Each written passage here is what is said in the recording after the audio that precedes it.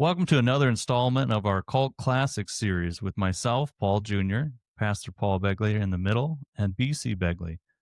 Today we're dissecting one of the wildest cults and cult leaders, David Koresh. From his apocalyptic obsession with Revelation's 7 seals to leading the Branch Davidians into a deadly clash with the ATF and FBI, Koresh's story is a chilling mix of prophecy, power, and tragedy. Pastor BC Begley, welcome. Thank you. Thank you for having us. Great to be here again. So similar lines of thinking, and we're going to get into it with David Koresh with the Messiah complex and twisting of the Bible and scripture and theology.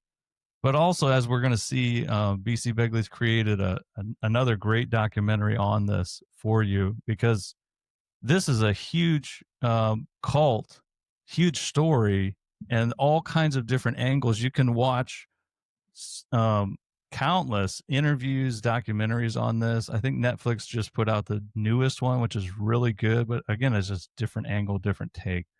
So just like the rest of our series that we've covered, there's a lot to kind of interpret and look at in here. And we're going to try our best to do it without making a 7-part, 2-hour documentary on each one. Right. I need that. So I guess we'll look at some of the origins of David Koresh and his background, and then we'll go from there. David Koresh, born Vernon Wayne Howe on August the 17th, 1959, in Houston, Texas, was the only child of Bonnie Sue Clark Haldeman, who was just 14 years old when she gave birth to him. His father, Bobby Wayne Howe, abandoned the family before Vernon's birth, leaving Bonnie to raise him largely on her own. His early life was marked by instability. His mother soon entered another relationship, and Vernon was sent to live with his grandparents for several years. His childhood was isolated and turbulent, defined by loneliness and a growing fascination with religion. From a young age, he struggled with dyslexia, making school difficult for him, and he dropped out of high school in the 9th grade. Yet, despite his limited formal education, he developed an intense interest in the Bible, memorizing large portions and becoming captivated by apocalyptic prophecies. In his late teens, Vernon sought belonging and spiritual purpose. He drifted between jobs and lived a somewhat aimless life until his mid-20s, when he became deeply involved in Christian fundamentalism. By 1981, he discovered the Branch Davidians, a splinter group of the Davidian Seventh-day Adventists, who themselves had broken away from the Seventh-day Adventist Church decades earlier. The Branch Davidians, led by Lois Roden, were based at the Mount Carmel Center near Waco, Texas, and they believed they were living in the final days before Jesus Christ's return, and that prophecy was being fulfilled in their time. So I want to pause this here because there's the connections again. Listening to kind of the background and story of David Koresh growing up reminds me a lot of Jim Jones as well. Pastor, kind of broken home, growing up, and then migrating over and looking for some sort of, I guess, identity and reason through scripture. What kind of parallels did you see with that, Pastor? Yeah. I think you hit it right on the nail on the head right there, because a lot like Jim Jones, he's got a broken home. He's got a lost identity. He's looking for a sense of purpose and direction. He turns to the Bible and religion, and then he becomes, I don't know if he's, Jim Jones became fascinated with some preacher there in Indianapolis, or in that Indianapolis area there, maybe New Albany, might be in the actual town. But he got infatuated with this preacher while he was looking for an identity. I'm not sure if David Koresh did the same, but as far as that, but the same beginnings. Broken home, lost identity, don't know who you are, daddy's gone. Mom marries somebody else and sends him to grandma's because he's not going to get along with the new stepdad. and he turns to the religion, he turns to the Bible, because he's trying. And when he's reading the Bible, and he memorized a lot of the Bible, apparently he idolized,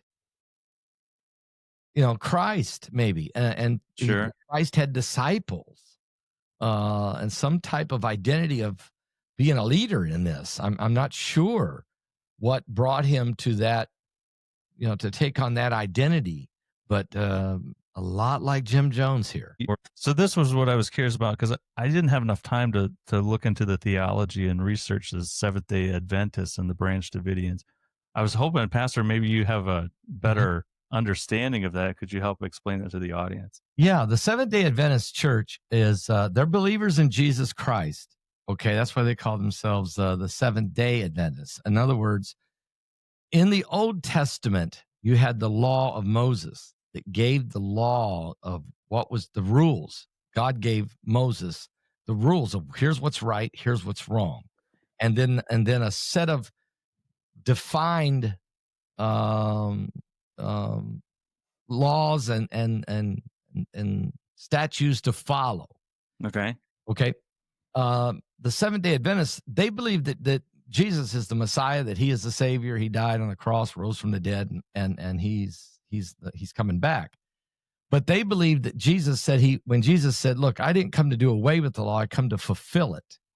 So they said, "Wow, okay, so maybe we should be keeping the law while holding to Christ."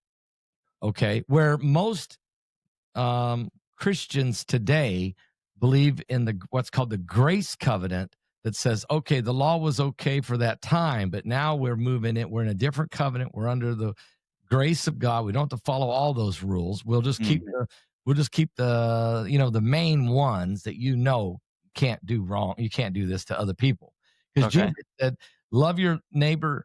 But here's what Jesus said. Look, he said, you can put the whole law of Moses in 2 commandments. Love the Lord with all your heart, your soul, your strength, and mind, and love your neighbor as yourself. And on those 2 laws, those 2 things, you can put the entire law in there. So the grace covenant movement of Christianity is, love God and love your neighbor like you treat yourself. You don't have to keep all the exact, strenuous laws that God put in play. And the reason God put those in play in the Old Testament was because God was trying to preserve a bloodline of people who followed a set of rules that said that when Christ came into the world, he at least be coming from a pure bloodline called the Jews. Okay. And so this is the reason that Seventh-day Adventists believe that, we should do both. We should keep those rules, and follow Christ. And it's kind of they're good people. Believe me, the Seventh-day Adventists, I know a lot of them. They are really good, strong Christians, and they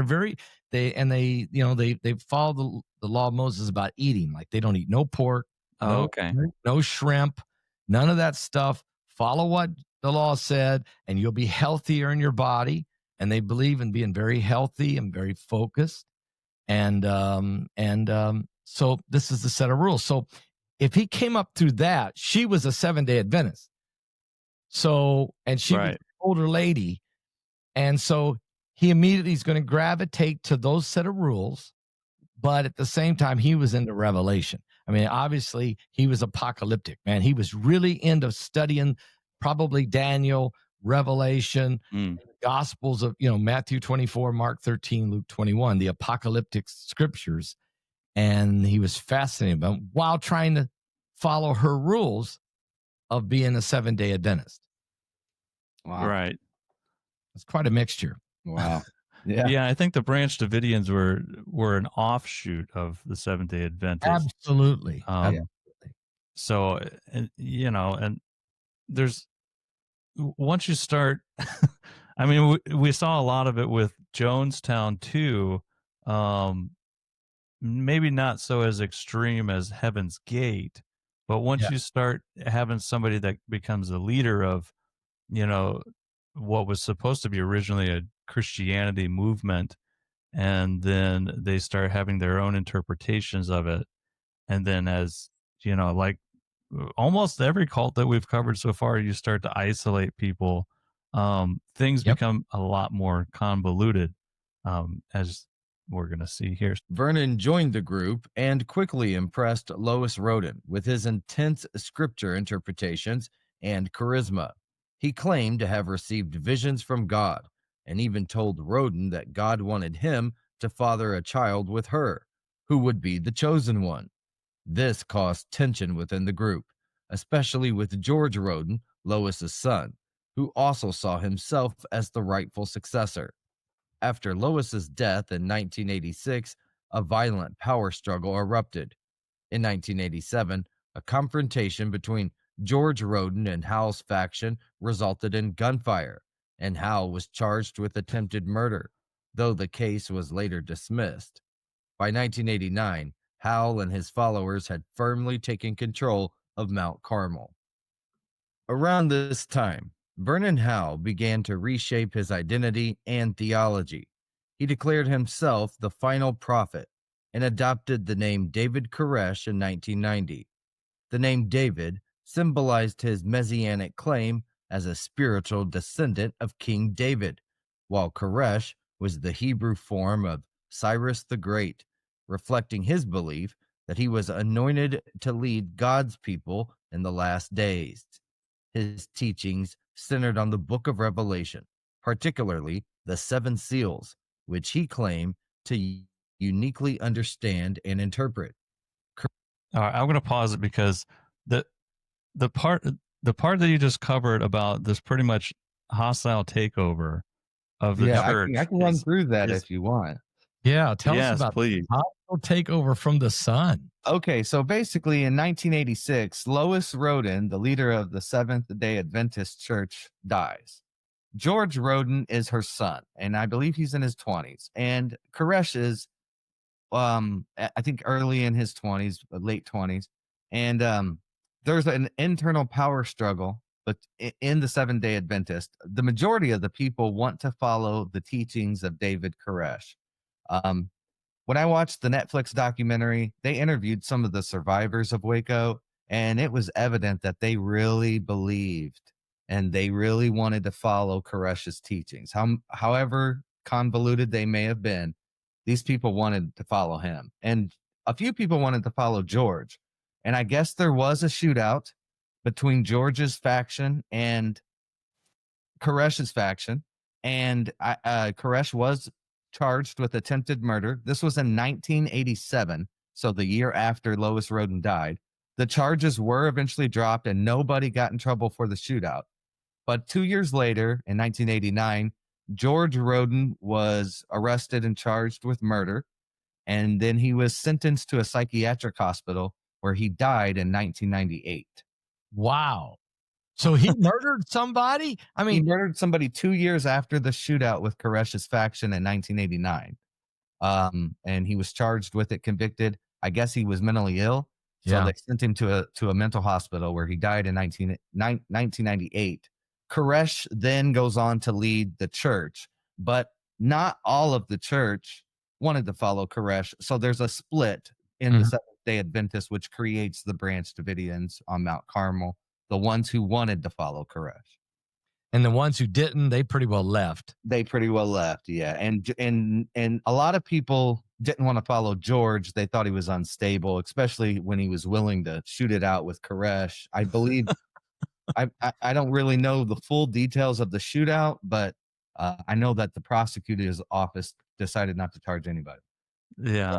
Well, see, we're talking now. We're talking Texas, Yeah. Right. This is very Oh, much so. and this is West Texas. Okay, we're talking Waco, Right. and so everybody's packing. Okay, and it's kind of a wild, wild west. No wonder he was the wacko from Waco in the wild, wild west.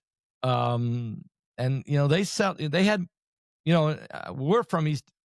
My family heritage, of course, all of us guys, our family heritage is from Eastern Kentucky, where they have what's called mountain justice. Right.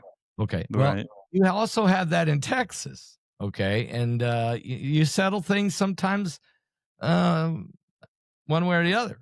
Okay. And so apparently, and the police just said, okay, that dude there's crazy. We're dropping charges.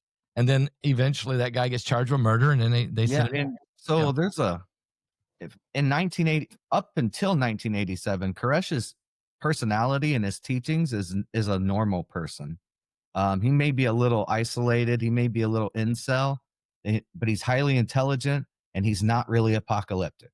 Hmm. After the shootout, Wow. and after the death of Lois is when he needs to stockpile guns, go to gun ranges, read Revelation. This was a changing, defining moment in Koresh's life. This shootout, and you guys got to understand, his name hasn't been changed yet. His name Right. doesn't get changed until the year 1990. So all throughout these moments in time, the shootout, Lois's death, his early teachings, and him taking over the church is all him under Vernon James Howe.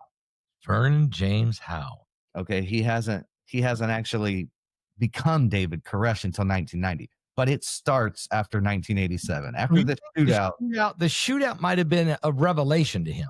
yeah, I think so, You know? because he would say things to people when he met them, like, it's funny how life's paths lead you to a person or something, right? He always had this way of saying these wild things, which would draw people into his belief system because they thought that, well, this guy's really something different, you know? Yeah.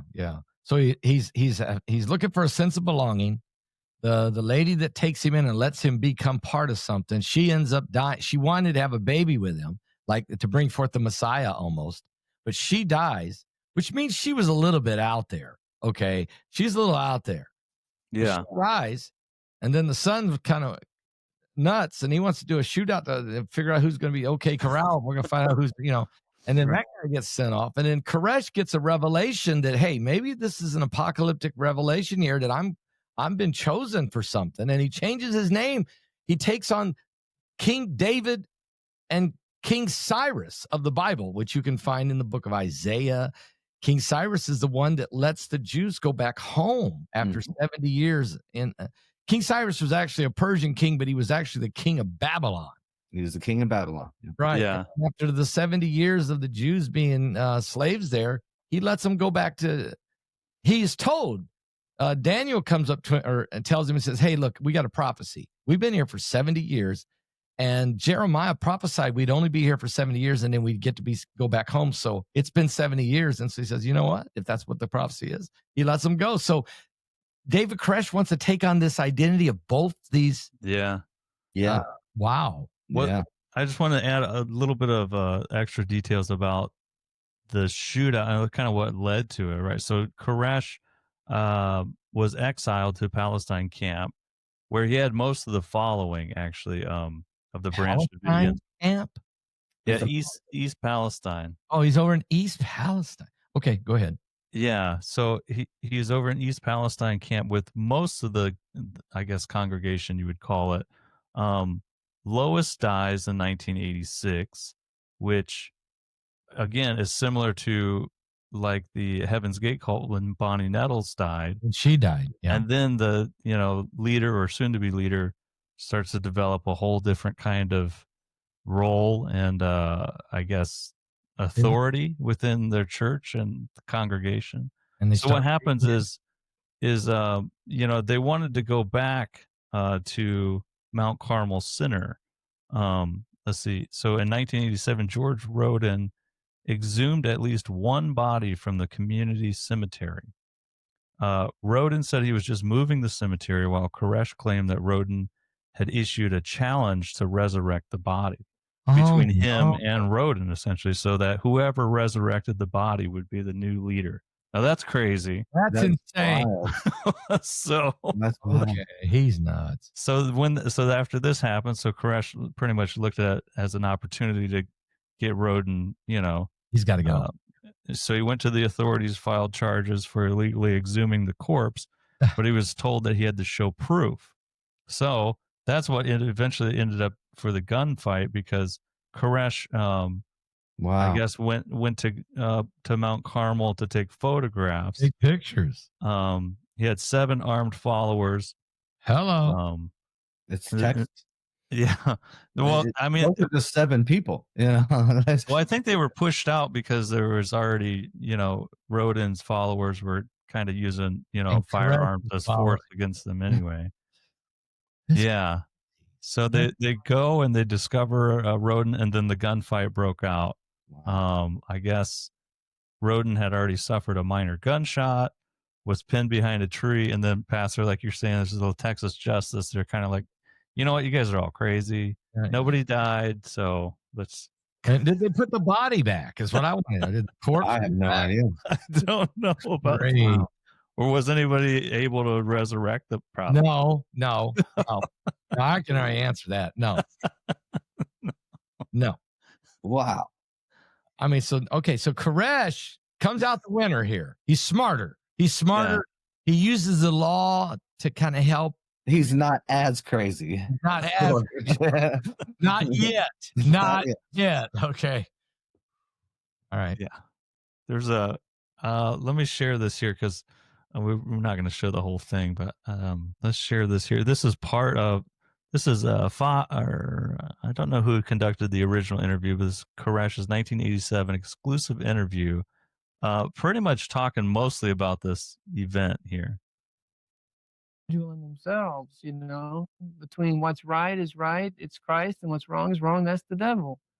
And I have to admit, doing right in my life and doing wrong in my life. But This was David Koresh when we first met him in an exclusive interview back in 1987. At the time, he was known as Vernon Howe, and he was involved in a deadly dispute for control of the Branch Davidian sect. Even then, his enemies were saying this self-proclaimed son of God was closer to Satan. George says you're a warlock and that you have the sign of an upside down cross on your chest, and that's the sign of a warlock. You've studied Satanism. I never was involved in Satanism, but you can see I'm a musician. You see the guitars and stuff. There was a time in my life where I was seeking after Christ and all that, and I'd come to the end of my rope in life, and what I did was that I took a 5 and dime store cross and all that, and I was there mounted with a candle, you see, and it fell on my chest. Back in November of 1987, 8 heavily armed. Yeah, so just part of the interview there, right? Because you don't want it goes into, and then I mean I would love to show the whole thing, but we're not going to because it shows some of What Koresh's happened with music the as cross? well. He says he was trying to melt Apparently, it, and it fell and it branded him or something. no. No, dog. Wow, that's a crazy sequence of events. Why did he melt in the cross? I mean, what kind of Yeah, deal- why is he doing that Why in the did he melt in first the cross? place? why are you melting the cross for? Did you see how he tried to casually explain that away? Like, I'm a musician, and I was just melting this cross, and it fell on my chest. on my chest and branded it, man, upside down. No, you heated it up and put it on your chest and branded yourself with this upside down cross. That's what he did. Let's face it. Yeah. Okay. Wow. Wow. See what I'm saying? Wow. That's Well, let me wild. He explained it away. I think they can. Let me try to find the next one here. This is just part What a of great documentary. Bart Begley did this documentary, folks. You can watch it in its entirety at his channel, BC Begley YouTube channel, where he has documentaries. But I'm going to put this on. I'm going to put it on the webinar. I think it's got to go on the webinar, just because it's so bizarre. It's a bizarre story for I sure. mean, we're dealing with the bizarre. It's wow. Actually, yeah. Let's go back to Bart's documentary because we're kind of caught up to the timeline here now. Koresh taught that he was the Lamb of God, chosen to open the seals and reveal God's final message to humanity. Under Koresh's leadership, the Branch Davidians became increasingly insular and apocalyptic. He taught that the world was corrupt and that a final battle between good and evil was imminent. Preparing for this confrontation, the group began stockpiling weapons and supplies at Mount Carmel. Koresh's control over his followers grew absolute. He dictated their daily lives, claiming divine authority over marriage, sexuality, and salvation. One of the most controversial aspects of his rule was his doctrine of spiritual marriage, through which he took multiple wives, including several teenage girls, some as young as 12 or 13. Gee. He argued that these unions were ordained by God to create a new lineage of, quote, holy children, Nope. while his followers often accepted these teachings as divine commands. Outsiders saw them as clear signs of manipulation and abuse. In the early 1990s, rumors of child abuse, sexual misconduct, and illegal firearms reached federal authorities. The Bureau of Alcohol, Tobacco, and Firearms launched an investigation. Suspect So again, we'll pause there because I wanted to show a little bit, because we're talking about Koresh's theology a little bit. So we like to give some context, and it's hard to explain somebody's charisma within a congregation. So let me share. You got some of his preaching or singing or anything? I have a sermon here of David Koresh. Wow. And we can watch a little bit of that. Yeah, old look at this, man. Old VCR. Man. Old camcorder. I used that. VHS tape for sure. Yeah, and that's a camcorder that's recording because they used to have the time. Yeah. Yeah. One of those tripod mounted camcorders. Mm-hmm. Like maybe God is the one, maybe, not for sure, but maybe God is the one that's indicted in a good manner. God speaks of the things he has made. Revelation says God is a what? Of. And what God says, God is to bring to pass. That's what prophecy is. And when Christ brings his book, that book contains what? A revelation of who? Christ. So, maybe God's heart's not a good matter. God speaks in that book of the things he has made concerning his Son. His tongue is the pen of a ready writer. So how's God going to talk to me in the latter days? And who's going to bring that book? So there'll be no excuses. In Psalms 40, you learn by the key of David, I waited patiently on the Lord. He inclined to me when he heard my cry. He brought me up out of a horrible pit and out of the miry clay, established my feet on the rock. Where's the rock at, class? Heaven. And established my going. When Christ comes again into the world, is he going to walk in the light of his own mind or in the light of his Father's word? He put also a new song in my heart. Many shall see it and fear and trust in the name of the Lord. Why would that be? Right? Offering and sacrifice, God does not require. My ears hast thou opened. Burnt offering and sin offering thou not desired. Then said I, one last offering. Then said I, lo, I come. In the volume of the book, it is written of me. I delight to do thy will, O God. Thy love is in my heart. Well, Revelation says Christ's going to come with a what? And who wrote it? And what's it about? The revelation of Jesus, which God gave to who? To show unto his things which must shortly come to pass. Now, 2,000 years is not short. So, well, look, he has charisma. Oh yeah, he's captivating these folks for sure. They're not just by observation. They're not very biblically trained. But he has been training them, because when he says that, they know what the response should be. Mm-hmm. But his interpretation of the Bible, of what the scriptures meant, is not what they meant.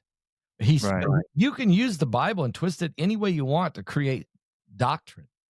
He's creating some kind of Messiah complex, apocalyptic doctrine that he's going to try to use to bring his followers in to follow him. And then whatever he says, he'll say, look, my Father created all things, so he speaks to me, so I'm going to create this. And he starts creating multiple wives and taking small children. And he some of the seven seals. Yeah.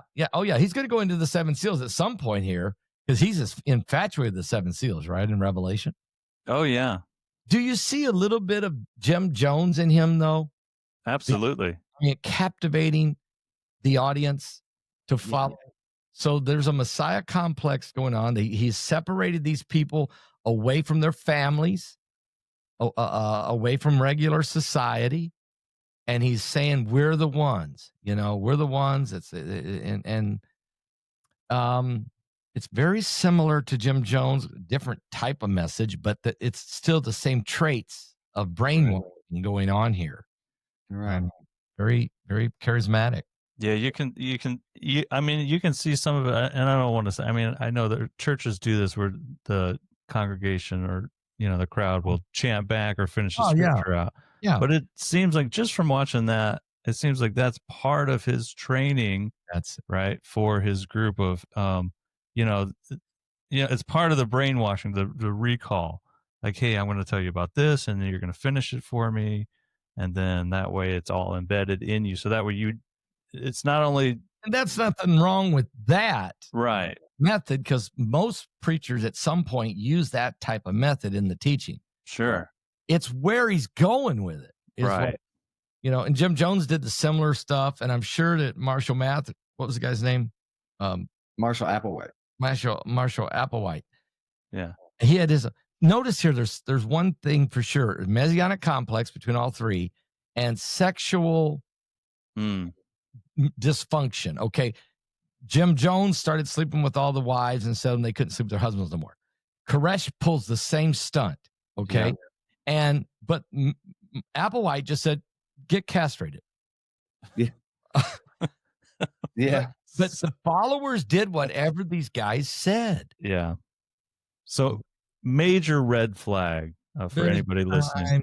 If you're following somebody and they're telling you to do something with your genitals, major red flag, right? Yeah, that's probably a red flag. I don't think Jesus ever said anything about that when I read the red letters. No, you did not. No.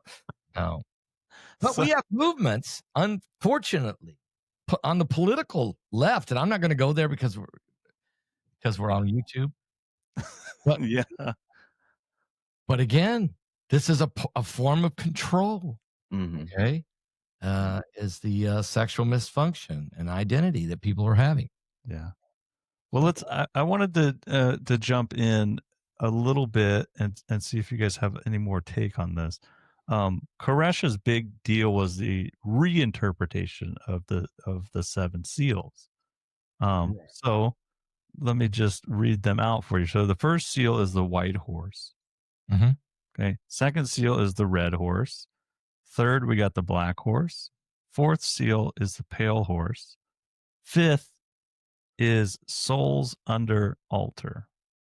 Okay. And then sixth seal is cosmic chaos. And the seventh seal is silence in heaven.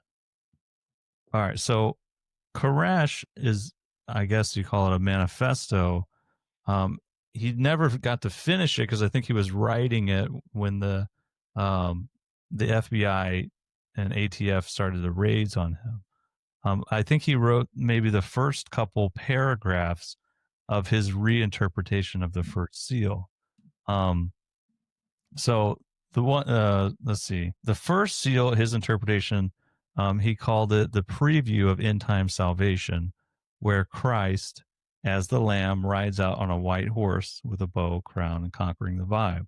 But in Koresh's lens, it's the marriage of the Lamb to the Holy Spirit, restoring Eden's unity. The rider is Christ as bridegroom, anointed and majestic, shooting sharp arrows of truth to pierce enemies' hearts. Not literal war, but spiritual conquest. Okay, so his reinterpretation of these seals, if you read through all of them and try to understand them, it gives you more context of not only Koresh's theology, but how he's twisting it.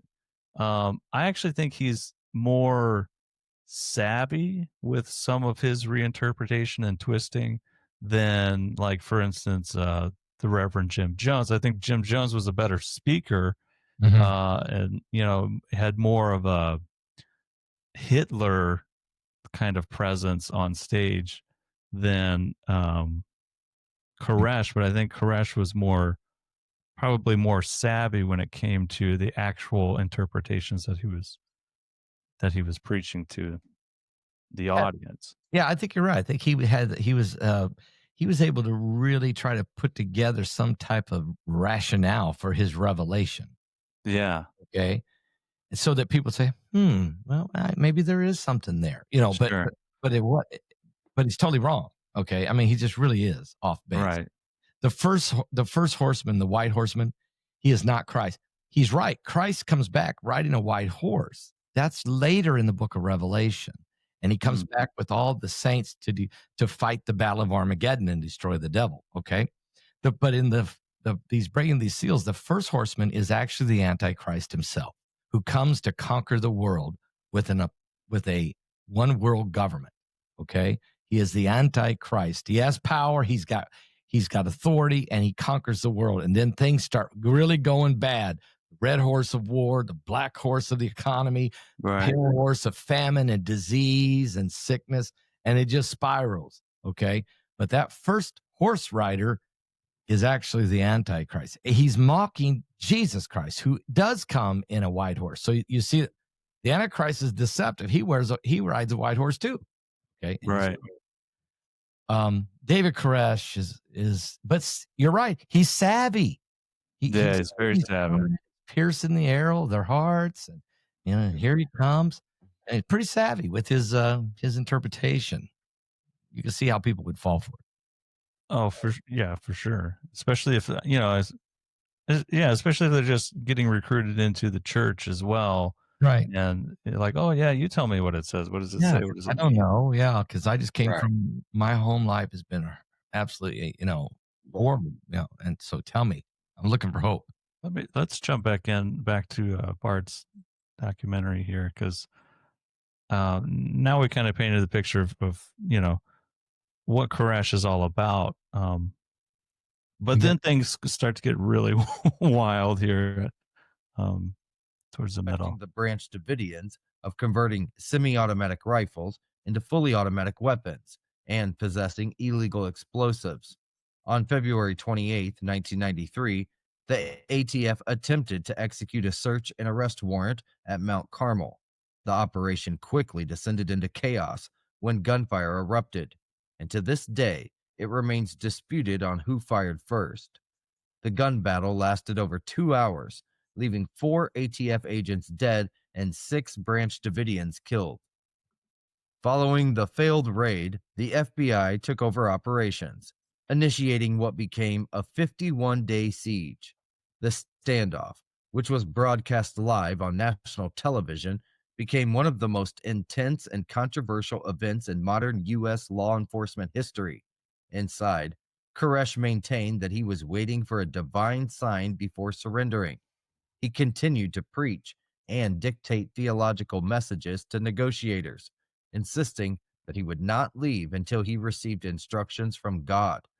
Negotiators attempted to convince him to release the dozens of children inside the compound, and although some were freed, many remained behind with their parents and Koresh's inner circle.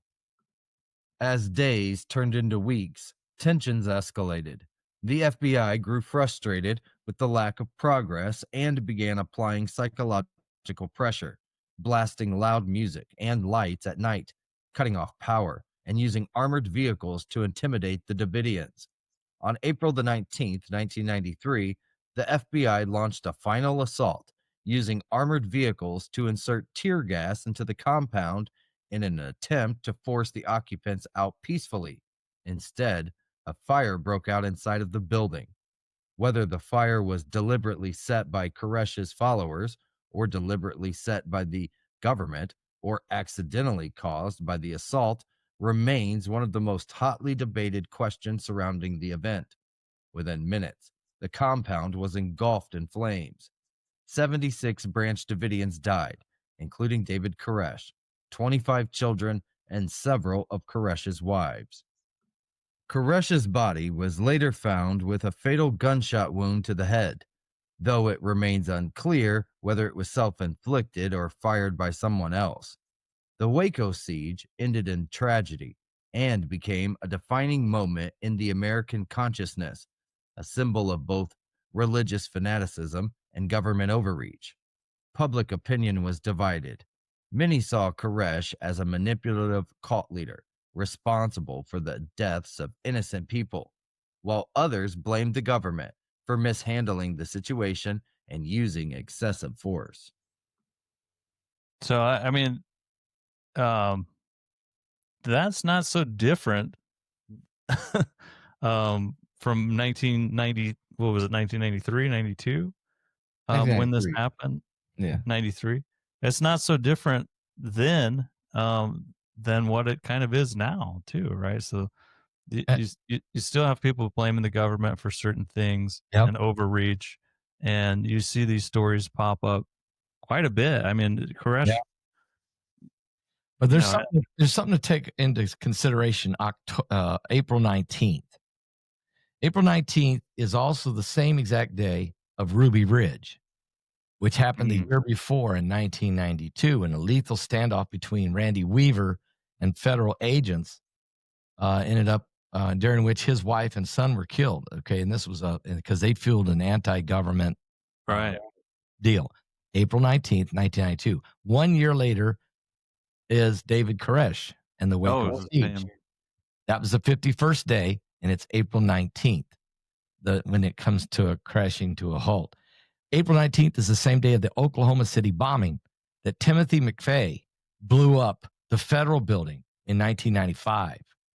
April 19th, is not the same day as Columbine, because it was April 20th. Okay. April 20th, which is Adolf Hitler's birthday, which is another thing to talk about. But also I don't remember the date of the bombing in Boston, the Boston Marathon bombing, but I think it was April 19th or 20th. You can take a look.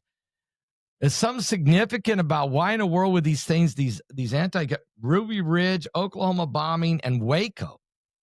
Wow. All on April 19th. That's wild. Boston Marathon bombing is very close. It's April 15th. Okay. So not the 19th or the 20th, but it's very close. Very close. 4 or 5 days. Think about Columbine. I think it was either April 19th or 20th. Okay. And by the way, Abraham Lincoln was assassinated on April 14th. Okay. So there's something weird about that period moments. Somebody could, somebody's going to go check the stars. I mean, really, why the 19th? Why did the federal government decide to do Ruby Ridge and Waco on the exact same day? Why? In the Netflix documentary that I watched, it showed that basically the FBI had a negotiating team that took over after the ATF's failed raid, right. And the negotiators worked with Koresh for 50 days. They were able to convince to do a deal with him where he would put out messages to the media. I know CBS News broadcasted one, a local station broadcasted one, CBN, Christian Broadcasting Network, broadcast one. I'm sure there was others. And every time they would broadcast one, he would release 2 hostages, 2 kids. He called it 2 by 2, which is a reference to Noah's Ark. So he said, I'll let these kids go 2 by 2. You have to play my sermon on this channel or on this channel. And so they worked that deal with him. But behind the scenes, the agent in charge of the entire operation wanted other options. And one of the other options he had was a rapid response force. And he got them in after 50 days. And I mean, once they got there, that night they were moving in on the compound. Now, Koresh calls the negotiator and he's like, I don't know what you're trying to pull. There's guys out here trying to hide behind a truck in a barn. It looks like they're in a fire team. And the negotiator gets caught in a lie. He's like, Koresh, there's nobody doing it. And Koresh is like, you can hear him in the video, in the audio. He's like, listen, we got night vision goggles and we're looking straight at him. And so you're lying. Wow. And this kicks it off right here because another gun battle erupts between this rapid response forces and Koresh. Yep. And the next day is in the backyard. It was in the backyard. Yeah, it was in the backyard. They saw a sniper with the night visions. They saw a sniper with his crosshairs right on him. Yeah, and so the next morning, on the 51st day of the siege, the rapid response force leader was like, well, let's just get this armored vehicle and let's just launch tear gas canisters into the compound and we'll try to flush them out. The problem was on the outside, it looked bad enough. Mount Carmel did, but on the inside, it was really just it was a fire hazard waiting to go. There was a lot of plywood. There was a lot of cheap building material that was being used. And I don't know if the FBI was. I mean, how could you not when you have an undercover for 2 years On and the inside. how Yeah. could you not know that that was just a very poorly built structure? It looked nice on the outside to a point. Once you got it close, you could realize this is kind of shoddy. But on the inside, you would have really known, So I think shooting the tear gas canisters was probably it may have sparked the fire. I doubt one of Koresh's people did it. But what was I don't know what the undercover was doing. And I don't know if any other member of a rapid response force made it through on a window or something. I don't know who started the fire. But if I had to guess, I would just say it was using an armored vehicle to knock down a wall and shoot tear gas canisters into a building that was like a powder keg waiting to go up. I would assume that would probably just spark a fire. I don't know though, Yeah, and it was so windy. It was a very windy day there in West Texas. And it's just built on the plains, Yeah, It's built yeah. wide open on the plains there. So Whoever made that call. Now, Bill Clinton was running out. He was frustrated. The media was pounding on Bill Clinton. And Janet Reno was the attorney general at the time. Yep. And she was under severe pressure from Clinton. You got to end this thing. But somebody made a stupid call. And I'm with you, Bart. How do you not know that they have shoddy building materials and flammable stuff inside? He's got all kinds of weapons. And you got all these little kids in there still. I understand that you're running patience. It's 51 days. Koresh is making you dance through all kinds of hoops. Man, who made the decision to fire the? yeah, because they had gunpowder shipments. Where Yeah, and you knew grenades. they did. So they knew they did. So they had probably pallets of gunpowder in a room somewhere, Oh yeah. So yeah, there's some definite explosive material in there. But go ahead, Bart. well, I was gonna say, it's such a bad call when you really zoom out and look, because you had 300 protesters on the front with CNN cameras and ABC, mainstream media. You had New York Times out there getting interviews. Timothy McVeigh was on his car handing out pamphlets about the Second Amendment. Yes, he was. On the scene. There was a whole circus going on here, and Yeah. I don't know if maybe the defeat in the backyard hurt the pride, and they were like, yeah, well, we'll just get this armored vehicle and drive it through your building then. Like, you're not going to defeat us, Yeah. we're not the ATF. I don't know if a little pride got in the way of decision making there, but it Sure, seemed yeah. like something happened, because you got the whole world watching. You got a circus on the gate, and you make a call like, Bad call. I thought the ATF running with ladders and laying them on the building on day one and running up the ladders and getting the agents got shot when they got on the roof. I thought that was a horrible mistake in broad daylight, Yeah. running with ladders and putting it on the roof. I thought that was a tactical mistake as well. Horrible. Do we have some footage to show on this, on how that when the tank is crashing into the? Do you got footage on that? I just showed still pictures. Yeah. Okay. Let me see if I have. This is from Vice. I mean, what a bad call. Yeah. It was a I bad. mean, what a dumb call. Yeah. Yeah, this is 911, what's your emergency? 75-minute round With that right there, broad daylight, and they ran up those ladders. Call it out. That's why that guy. Good got evening, shot. friends. It has been over 36 hours now since federal agents first confronted a heavily armed religious cult near Waco. They were met by a hail of gunfire, killing 4 of the agents and wounding over a dozen others. This event was totally unprecedented in law enforcement history. Well, the leader of this Branch Davidians cult calls himself David Koresh. ATF, you boys are wrong. David was a manipulator and a liar. Stalemate. The cult members breaking their promise to surrender. That was 51 days of very dedicated and difficult negotiation.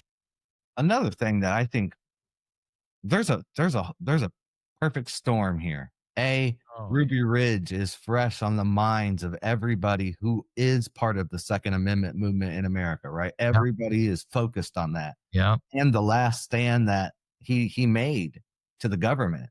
Now you're going to Texas, and You don't mess with Texas. Texas is its own little country here. And the culture in Texas is the federal government's not coming to take my guns. And you got the ATF showing up on Koresh's doorstep, a West Texas guy with guns who just watched Ruby Ridge. Yep. And he honestly feels like the ATF is in the wrong here. Yep. He feels like they should, call it off. He's not going to let you serve the search warrant for whatever reason. And there's a whole Second Amendment issue here. There's a whole government overreach issue here. And there's the Ruby Ridge issue here. And it amplified this moment in time. Perfect storm Happens here. Yeah. I'm not going to show this because these guys keep cutting back and forth. I just wanted some raw footage, but I wanted to read about kind of what happened. So the siege, it ended on April 19th, right? And so everybody's watching it because they've been watching it for weeks now, 51 days, right? 51 days. And then, U.S. Attorney Janet Reno approves the recommendations by FBI officials, which I agree with you, Bart. I think it was a pride call. I think these guys were tired. They didn't want to do this anymore. And they said, you know what? We got the capabilities. Let's shut it down. But that prideful, egotistical call was a horrible mistake. And somebody should have been checking the top officials making that decision, because what ended up happening, they pumped CS gas into the compound with the aid of a M728 combat engineer vehicle, which you can see the images of it, slamming into the building with a battering ram. And then eventually it caught fire. Now, again, that's debated. The official wording that came out, I think in 2000, was it caught on fire. We didn't catch the fire. Well, of course, the FBI says we didn't do anything wrong, right? When they quite possibly could have been the reason for this ignition. But barricaded inside the building, 79, unfortunately, Branch Davidians perished ensuing the blaze. 21 of them were children under the age of 16. But also with that horrible tragedy of all of these people dying in that fire, it also went to show, though. So I thought that this was interesting, that many of them died from single gunshot wounds to the head, and some of them were even stabbed. So Koresh was one of them with a gunshot wound to the head. They weren't able to tell if it was suicide or if somebody had killed him with inside. And the last part is, a medical examiner reported 20 people, including 5 children under the age of 14, had been shot, and a 3-year-old had been stabbed in the chest. So it's, they didn't have cameras inside. I mean, they might have had an informant inside, but they didn't have cameras inside to see what was going on with the survivor, or, well, not the survivor, with the victims at the time. Were they already starting to do this self-sacrifice, or did somebody blow the top and they started, taking some of the members down? When you go down the rabbit hole on this, there's so many theories. Some people think that Koresh's people and guards did that. Some people think the FBI did that. So I don't think the FBI agent is going to stab a 3-year-old in the chest. No, that's great. According to the medical examiner, I have a hard time believing that. No. But when you start to go down these rabbit holes with loose evidence and just theoretical belief systems, you may get in more of a worse place thinking about it than before you started. Because agree. not everything is a conspiracy theory. No. Now, maybe the FBI shot Koresh and his guards. Maybe they did that after they walked in and saw a guard stabbing a 3-year-old in the chest. Right? There's so many what ifs that just could have happened here. but I have a hard time believing the FBI agent is going to stab a 3-year-old. No, I would say, I guarantee you that, especially when the building's on fire and you could just let the 3-year-old, if you were going to do something like that, you could just let the smoke. Sure. Right. So you kind of think that what may have taken place, and I guess you'd have to look at the footage a little closer. Once this building is burning, was there gunfire going back and forth? Yeah. So if there was, some of the people may have been shot by FBI agents from the outside. Not all, but maybe so. Okay. Number two, did David Koresh and his followers decide to start taking their own lives? Or did Koresh order the execution of his own followers before he shot himself in the head? Very possible. We saw Jim Jones do that. Yeah. Okay. We're all going down in a blaze of glory, one way or the other. So some of them may have been shot from FBI agents from the outside while, because there was return fire going on.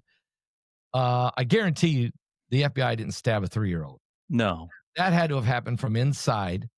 Had to have been. And it probably was one of the followers trying to help finish off their own people. They were not going to surrender. Koresh had made it very clear. We will die. He had prophesied it already, that we are going to die in the apocalypse right here. He had said that like 2 years before this happened, that he saw a vision of this. Wow. So, yeah. I think you have a combination of things that took place here. As Bart said earlier, this was the perfect storm. Mm-hmm. But what I am upset about is somebody made a bad call. Someone decided with pride. It's like watching a football game and it's 4th and 1 on the goal line. Mm-hmm. Kick the field goal, dude. Mm-hmm. Okay, you've already tried 3 times and you didn't get in.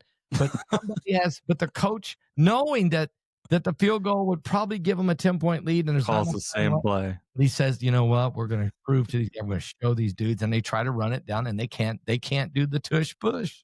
Yeah, and they get beat, and then the coach has to say, "Bad call, my bad." Yeah, yeah. I think I agree with both of you guys. Not everything is a conspiracy theory. No, we can't. But you can't live your life like that. But I am upset about the fact that Ruby Ridge was April 19th.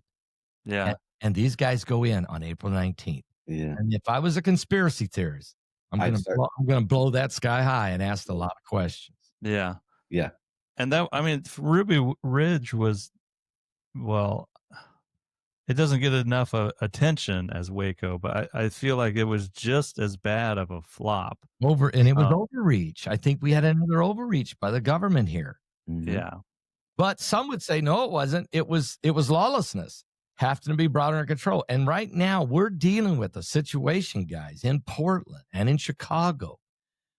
President Trump is saying, you're not going to come in here and threaten my ICE agents. You're not going to do this to federal property. I will show you. And that is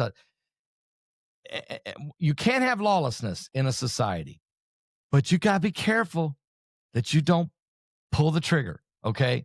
Yeah. You got to be very careful in a very vulnerable situation. If we're not careful, we could have another situation here. I mean, yeah, it was, I think it was very, very trigger happy. I think everybody was just exhausted. I mean, well, this is a different time. Sure. You got to understand, this is the action 80s. This is the end of the action 80s. This is the action movies, the adrenaline pumped up. These agents they were built differently than the agents of today. Society was different. Chuck Norris was the hugest thing. You had all these action stars. Texas Ranger, right? You had Rambo. And these agents have the authority, right? And they're dressed up in these ninja outfits, and they're running with ladders and jumping up. There's a lot of adrenaline pumping through here on the agent side. You know what I mean? They're like, we got the green light to do some awesome stuff. Let's go do some awesome stuff. I was in the military. I get it. But I think this whole thing between Ruby Ridge, West Texas, the Second Amendment, and all these, we're coming out of the 80s and the action star movement. And you got these federal agents that have been green lighted to go do some awesome things. I think all of this just completely. Let's also look at this. 4 ATF agents were shot dead. Okay. I mean, it was a bad call, maybe, to go the first time, not day 51. But Yeah. climbing up the ladders and Oh all. yeah, the ATF. Okay. I think it's a bad call by whoever the head of the ATF was. And but then after 4 agents are dead. It's serious. Oh, it's dead serious. And they're not serious. okay. So Koresh now has to take responsibility that he doesn't surrender, that he doesn't let the kids out, that he doesn't come out, because they've killed, there's 4 dead agents. Mm-hmm. So now I got to put the some of this blame on Koresh. Yeah. Yeah. Because now you got to end it. And You be got like, to end "Look, yeah, So should have a lot of ended it right there. Yeah. a lot of blame to go around here. Yeah, and I think there's a It's lot. You'd have to. storm. It's a perfect storm. I mean, Koresh has got to let the kids out. There's 27 of them still die. He lets some out, yes, but 27 children, or is it 27 children? Or Yeah, 20? yeah. Well, in the Netflix documentary, one of the they interviewed one of the moms who let 2 of the kids go, her kids go, and they interviewed her, and the guy said, "What was going through your thought when you had to let your kids go?" And Koresh had negotiated their release to the ATF. She was like, "You got to understand, I'm a Christian, and it's like sending your kids to Babylon." Sure. So the moms did not want to send their kids out. I see your No. point. They had bought in. They were bought in with Koresh. So Yeah. here's one thing. Koresh, you got to let all the kids go. And number 2, FBI, you got kids in there before you roll the tanks in. Yeah, that's Okay. So see what I'm saying? Koresh, what are you doing? And then Janet Reno, what are you doing? Yeah. Yeah. Well, I think part of it too with I can't remember the number of kids that got sent out, but the number of kids that were left over may have been. I mean, there's so many things to know, because I feel like it just kind of all gets passed over because it was so ridiculously action movie. It was, oh my God. That I think a lot of the kids that were left over were actually Koresh's children. Probably from the A lot of women. Yeah. Of the church. Yeah. Yeah, multiple wives of Koresh died in the fire. Yeah. They stayed with Koresh, and probably their children stayed with them, which were Koresh's kids. Koresh had convinced them that they had to open the seals. It had to come They had to to break pass. the seals, and that this was part of the breaking of the seals. So, wow. Wow. I mean, wow. But I mean, to go back, I agree with both of you, Bart. Not everything is a conspiracy. And now I really don't think, and I hope not anyway, that the Branch Davidians were just offing everybody before this happened, because I don't think that that's the way it was. Wow. I think that they were trying to safeguard their way of life. And then eventually when the fire broke out, I'm wanting to say that they started to do some mercy killing. Yeah. Now, stabbing a 3-year-old, when you read that, is crazy. But if you're in the situation, what decision are you going to make? You're going to let them burn to death, or do you want to make it as quickly as you can? You know, at the time, I don't know if that was the quickest way or if that was the only means that they had too. But I don't know. We don't know. Yeah. Their minds were warped and brainwashed in the whole situation. Yeah. And the emotions were running high on everybody's side. And then the media. Okay, then you got this circus out there with Timothy McVeigh. Yeah. Timothy McVeigh. If this would have been Ruby Ridge, if this would have been the YouTube era, Timothy McVeigh would have had a podcast. Yeah. Yeah, he would have. Yeah, he would have. Yeah, Koresh would have. Koresh would have had 1 million followers. Yeah, he would have had 1 million Maybe followers. not on YouTube though. Maybe it'd have to go on Rumble, I think. Right. He'd have had him somewhere on TikTok or somewhere. The crazy thing is that the internet wasn't really prevalent at this time. So we have to go back in time to understand that this is like phones still had cords connected to the wall. Yeah. The internet wasn't really, this was early 1993.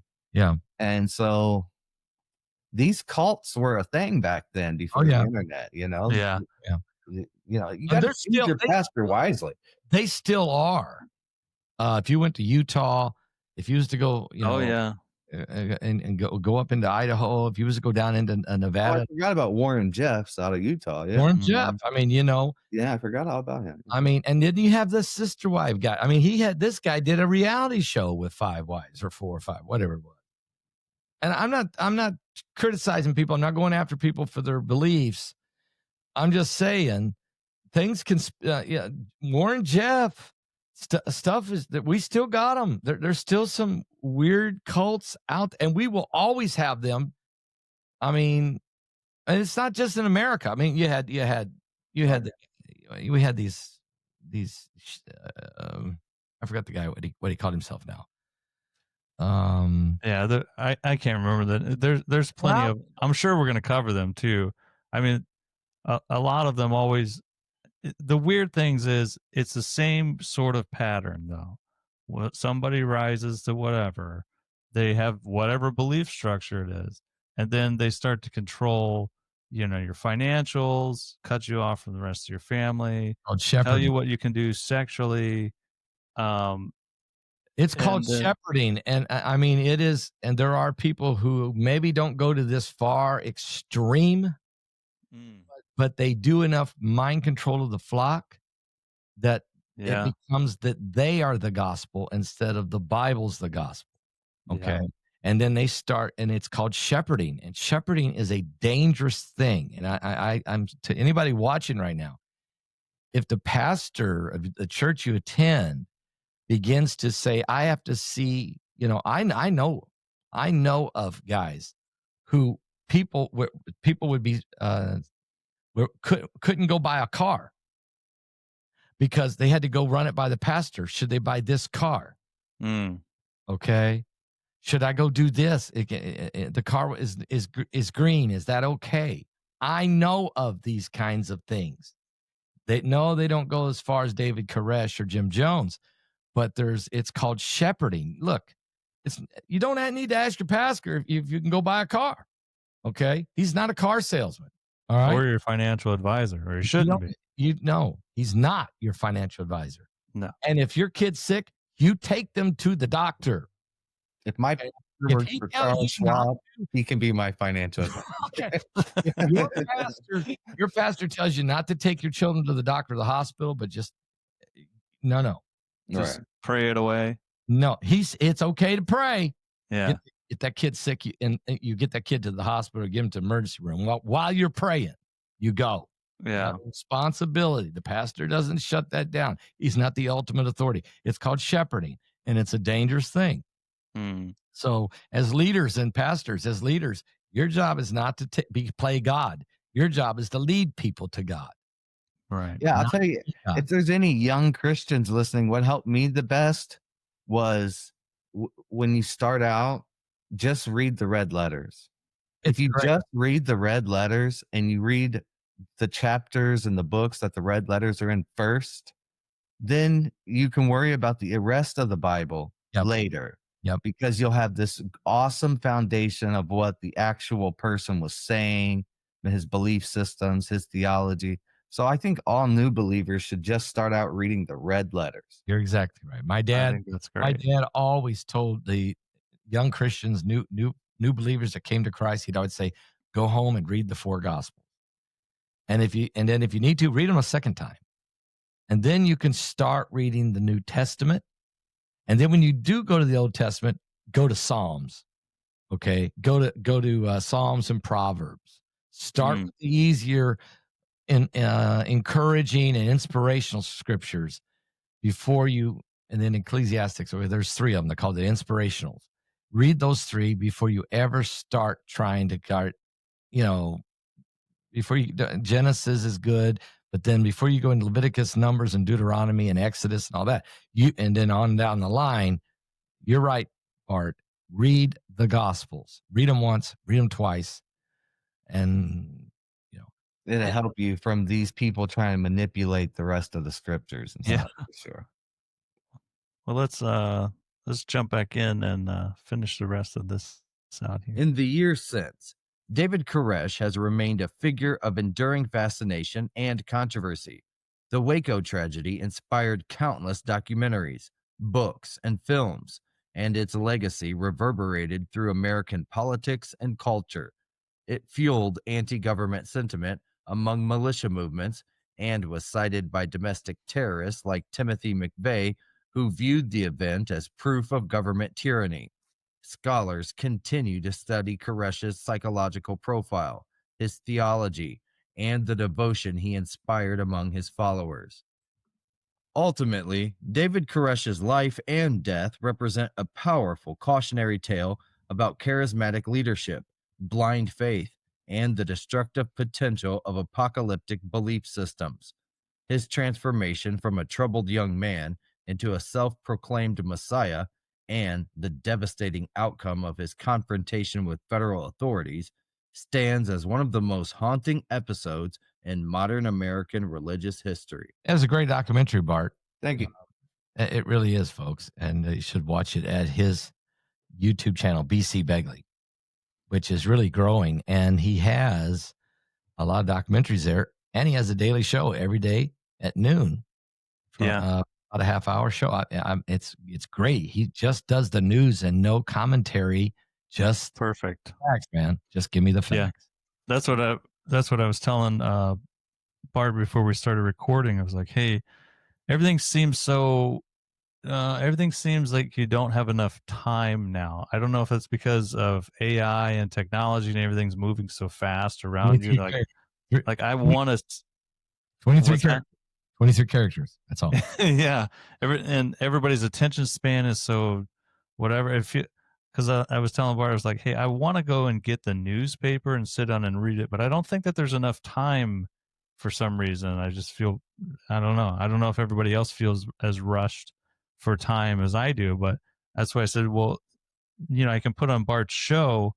And for me, if you have YouTube Premium or however you're listening to it, you don't even have to watch the screen. Just click it off and then just listen to it. And it kind of gives you these headlines without all of this CNN slant and angle on it.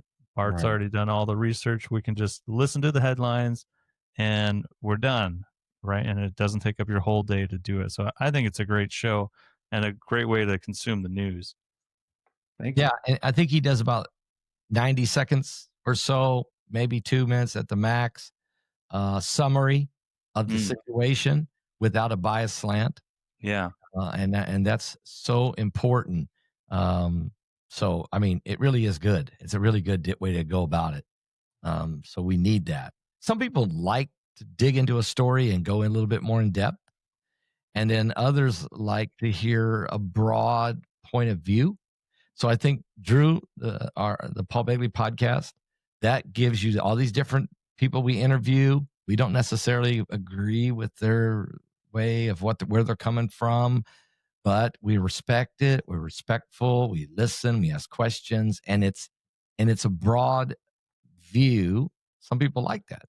My show my videos I've been doing for years, yeah, they're generally one subject. I read it from a news perspective. I like to sometimes go to Bart's his website, BC Begley website, because he does a quick summary, and a lot of times I can just pull the summary and then read it to my audience. Yeah. And then I am that guy who does the commentary.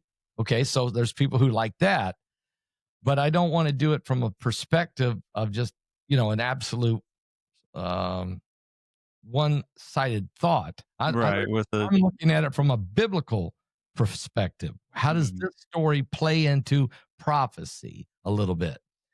And I have to be careful about that because, you may not know all the facts.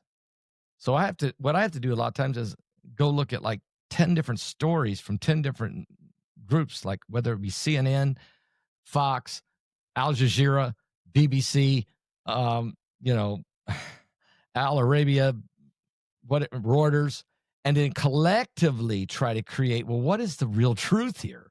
Right. And then how does is there a pattern we're seeing here? And again, so you got 3 options here with our shows, 3 different ways. It depends what you want right at the moment. Right.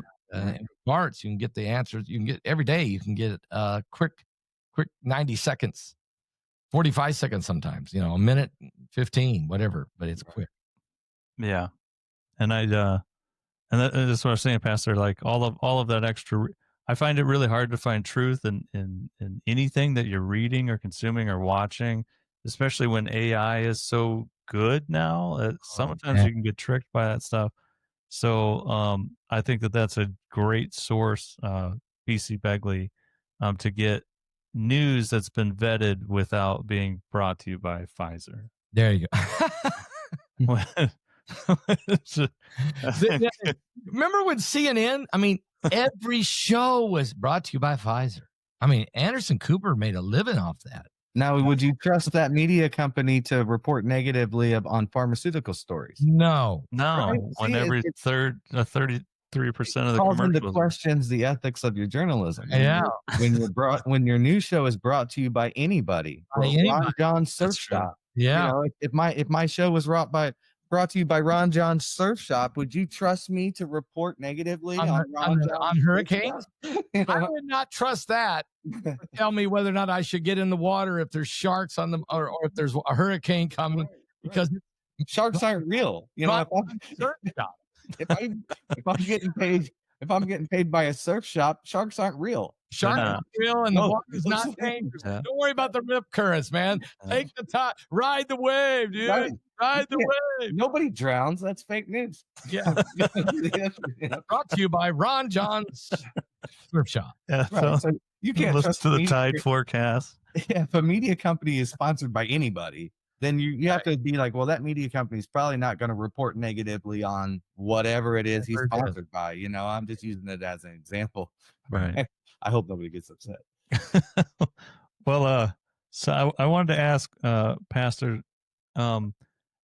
we always like to tie in scripture to kind of explain what we have for, one of the cult leaders or whatever the cult is that we had. But I always go back to the theme that we've covered quite a bit of discernment. And I think, Pastor, before you share the scripture, I think that you covered it great as far as, for new believers or for people that want to, well, I'll just say like for people like myself. So I talked to Pastor.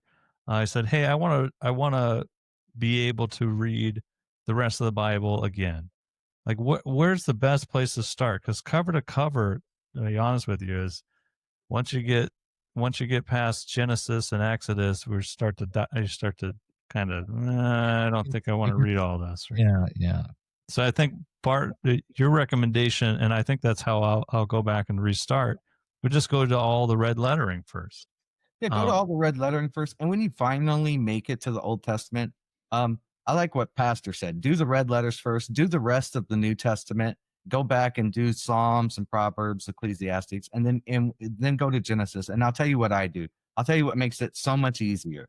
Bring up the Bible, and then bring up Wikipedia, and then bring up Google, and then bring up Chat GPT. And the Old Testament is a history story. It really is. Start punching in these things.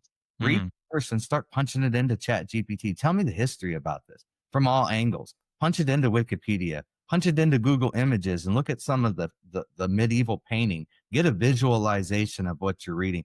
Open up a timeline of history, of Mideast history, and follow that timeline right along with the Bible as it follows it, right along with Wikipedia and these images and Chat GPT. All these things will help bring that story of the Old Testament to life with pictures and all it is talking about kings and wars and conquering, and it doesn't. It only gives you a limited perspective.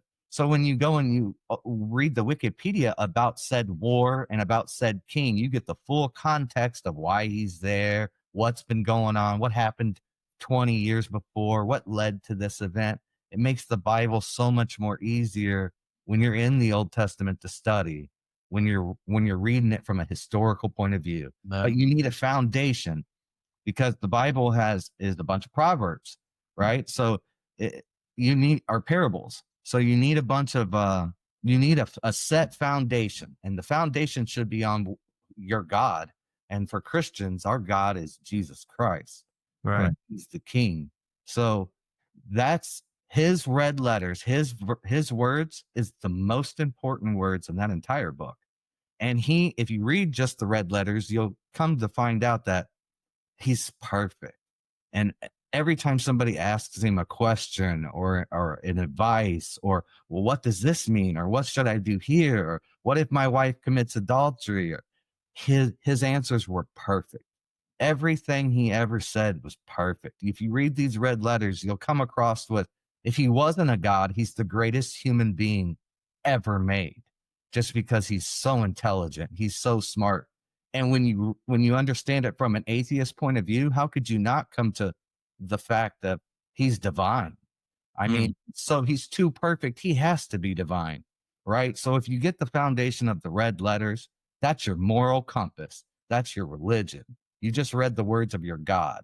Now go and study the rest of the New Testament, which is the disciples and people like Saul being called to preach and bringing that teachings of the red letters to the rest of the world. Yep. Reading letters back and forth to churches. Yep. That's the New Testament.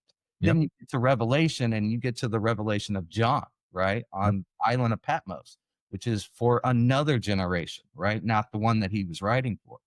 And when you go to the the Old Testament, people get confused. And this is where doctrines start to be created. Because Right. That's true. People start to take verses out of context. The context is the chapter that the verse is in. You can't just take a verse out of the Bible and say it means this without saying it came from this chapter.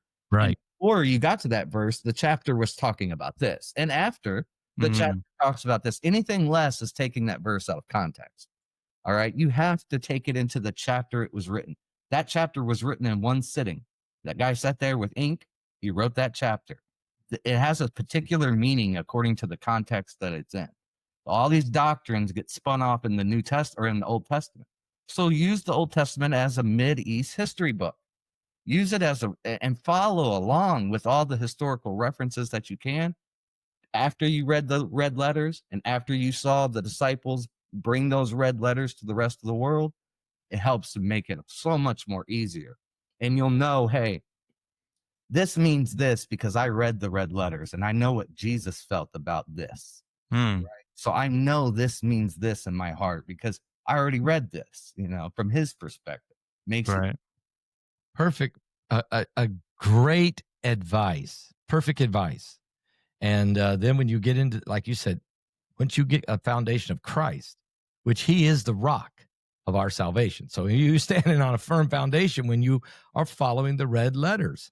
So Paul, to make it amazing, I'm going to read from the red letters, okay, in the Bible, because I think that's where the answer is to sum up this David Koresh story. And I'll just do it in 3 or 4 verses. Jesus in Matthew 24 was asked a question. He was sitting on the Mount of Olives. His disciples were sitting around. They said, can you tell us the sign of thy coming and the end of the world? And Jesus said, yeah, I can tell you. There's going to be false Christ, false prophets. I mean, that's the first thing he says. False Christ and false prophets shall come, and they shall deceive many. And then you're going to hear of wars and rumors of wars and nations rising against nations and kingdoms against kingdoms. And then there's going to be these famines and pestilences, plagues, diseases, earthquakes in different places. This is just the beginning of the sorrow. And then the persecution is going to begin on the Christians and the Jews. And he gives you recommendations on how to handle that. But I'm going to read the same chapter. You're still in this. He answers the question is the entire 24th chapter of the book of Matthew 24. And I'm just going to jump in right here to simplify David Koresh's scenario. Jesus says this in Matthew 24, verse 22. He says, except those days should be shortened, there should no flesh be saved, but for the elect's sake, those days shall be shortened. Then if any man shall say unto you, lo, here is Christ, or there, believe it not. Okay? For there shall arise false Christ and false prophets, and they shall show great signs and wonders, insomuch that if it were possible, they shall deceive the very elect. Behold, I have told you before. Wherefore, if they shall say unto you, behold, he's in the desert, go not forth. Behold, he's in a secret chambers, believe it not. For as lightning cometh out of the east, and shineth unto the west, so shall the coming of the Son of Man be. So in other words, there's going to be false Christ and false prophets who are going to deceive a lot of people. Don't believe these guys. Don't believe it. Okay? It's just follow the words of Christ. Don't follow somebody who says they're special, they're divine, they are Christ. They're, and even if they're doing miraculous things, don't follow them. Follow the words of Jesus. And I think Bart nailed it. And you'll be, just simplify it. Follow the words of Jesus, and you'll be all right. So let me say one more thing. As it relates to the apocalypse or prophecy that Koresh wanted to drive his members through. Once you've done once you've read the red letters and the Acts of the Apostles, the book of Acts, and then you've went over and worked through Genesis, you worked through Psalms and Ecclesiastics and Proverbs, like Bart said, and then you've read historical accounts of the kings. And there's miracles in this stories, okay? I mean, there's great miracles. David kills the giant. Daniel's delivered from the lion's den because he prayed. And 3 Hebrew boys were thrown in a fiery furnace, but they came out okay because of their faith in God. I mean, there's some great motivative stories, but you do need the historical context when you're reading the Old Testament. But when you get to the book of Revelation, it's best to have really understood that rest of the book first before you get to Revelation. And when you get to Revelation, then it's good to find some good Bible teachers, reputable teachers, and then you could read some of their material, like my book, Revelation 9:11. Yeah, that's a good book to read. It's relative to today, but I'm not the only author out there. Okay, there's a lot of other good prophecy teachers. Find out who they are, who are reputable, and read it. You're going to get different opinions, different understandings. It's okay. But don't really go there as much as till you've gotten a good foundation of the red letters of Jesus Christ, his words, and you'll be all right. Thank you, everybody, for joining us today on the Paul Begley Podcast. New episodes will be released every Tuesday on all major podcast streaming platforms. For a video recording of this episode, you can watch and subscribe on our YouTube channel at Paul Begley Podcast. Hey guys, we want you to connect with us. Follow us on X and Twitter at Paul Begley Pod. We'd love to hear your questions you want us to answer on the show. For additional Paul Begley content, go to our website at paulbegleyprophecy.org. If you've thought about it, we'll talk about it. Paul Begley Podcast.